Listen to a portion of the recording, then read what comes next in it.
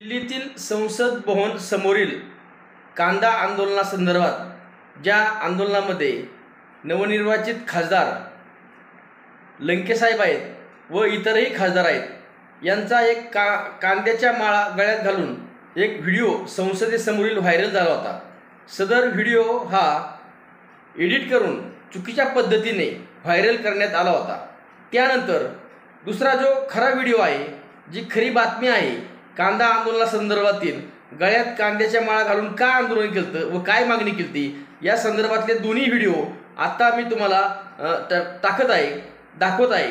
ते दोन्ही व्हिडिओ पहा आणि यापुढे सोशल मीडियावरती कुठलेही व्हिडिओ व्हायरल झाले तर त्याची खात्री करा, अन्यथा या राजकीय कुरघुडीमध्ये खरं काय व खोटं काय हे समजण्याला वेळ लागेल व नको तो मेसेज जनतेमध्ये जाईल।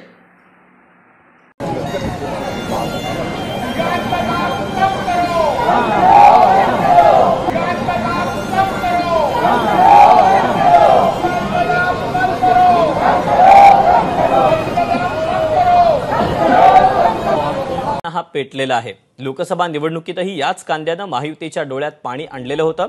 कांदा पट्ट्यातील उमेदवारांचा लोकसभेत पराभव झाला होता। आज तोच कांदा प्रश्न संसदेतही गाजला। मवियाच्या खासदारांनी गळ्यात कांद्याच्या माळा घालून सरकारचा निषेध नोंदवला। कांद्यावरील निर्यात बंदी उठवावी आणि नाफेडकडून कांदा खरेदी करण्यात यावी अशी मागणी यावेळी खासदारांनी केली। शेतकऱ्यांचा कांदा बाजारात आला की सरकारच्या धोरणाचा फटका शेतकऱ्यांना बसतो, वाढलेले दर कमी होतात। यावर्षी देखील तसंच झालं। कांद्याचे दर वाढले की सरकारनं कांदा निर्यात बंदीचा निर्णय घेतला, त्यामुळे कांद्याचे दर खूप कमी झाले। याचा मोठा फटका कांदा उत्पादकांना बसला आहे।